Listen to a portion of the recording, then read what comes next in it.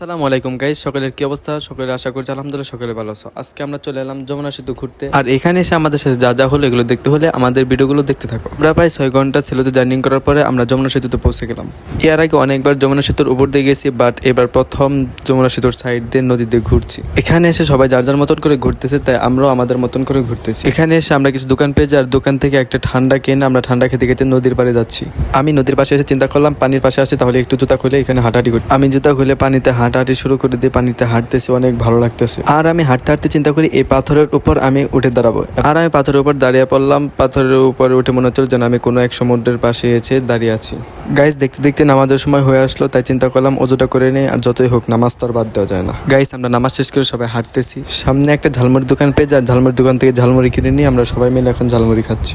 Guys, আমরা ঝালমুড়ি খাওয়া শেষে আমরা যমুনা সেতু থেকে রওনা হই সিরাজগঞ্জ চায়নাবাদের উদ্দেশ্যে, এবং আমরা প্রায় 1 ঘন্টা ছেলেতে জার্নি করার পরে আমরা চলে আসি সিরাজগঞ্জ চায়নাবাদ হাট পয়েন্টে।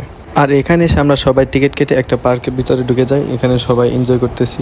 শুরুতে আমি দোলনা পেয়ে এখানে দোলনার মধ্যে খেলতে থাকি। আর এদিক দিয়ে আমি সিয়ামের কাণ্ড দেখে আমি অবাক হয়ে গেছিলাম যে ও কত স্পিডে ও দোলনা নিয়ে খেলছে, যদিও হঠাৎ পড়ে যে এটা নিয়ে আমি খুব ভয় পেয়ে গেলাম। তারপরে আমরা সবাই একটা দোলনার মধ্যে উঠে যাই, আর এখানে সবাই অনেক জোরে জোরে দোলনা নাড়াচ্ছিল, আমি খুব ভয় পাচ্ছিলাম। পরে আমরা সবাই মিলে একটা রাইডের মধ্যে উঠে যাই। এই রাইডের মধ্যে উঠে আমার খুবই ভালো লাগতেছিল, খুবই আনন্দ পাচ্ছিলাম এই রাইডের মধ্যে উঠে। ভাবেছিলাম যে অনেকগুলা ঘুরানো দেবে আমাদেরকে, কিন্তু কিছু করার নাই। কয়েকটা ঘুরানো দেওয়ার পরে রাইডার মামা আমাদেরকে নামিয়ে দিল। রাইডার মামা বলতেছিল যে মামা আপনাদের রাইডের সময় শেষ হয়ে গেছে, তাই এখন কিছু করার নেই। এখন আমরা রাইড থেকে নেমে হাঁটতেছিলাম, এখন কি করবো ভাবতেছিলাম। আমরা সামনে হাঁটতে হাঁটতে একটা বক্সিং এরিয়া পেয়ে যায়, আর এখানে আমি একটা জোরে আমার সম্পূর্ণ শক্তি দিয়ে আমি একটা বক্সিং দিয়ে দিলাম। আর বক্সিং দেওয়ার পর আমার নাম্বার আসলো। চিন্তা করতেছিলাম যে দেখি কতর মধ্যে নাম্বার উঠে। নাম্বার উঠতে উঠতে উঠতে উঠতে উঠতে যাচ্ছে 400 পারি হয়ে 419 নাম্বার পেয়ে গেলাম আমি।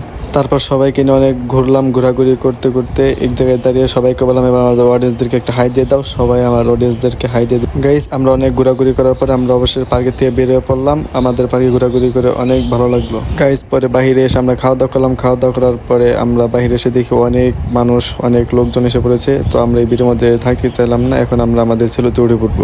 এবার আমি আমাদের জাহাজে ওঠার জন্য আমি নামতেছি, নেমে আমাদের জাহাজের মধ্যে উঠে পড়বো। এবার আমি আমাদের জাহাজের সিঁড়ি বেয়ে আমি উপরে উঠে পড়লাম। এখন আমি একটু জাহাজের উপরে এসে ফিল নিতেছি আর সবার সাথে একটু আড্ডা দিতেছি।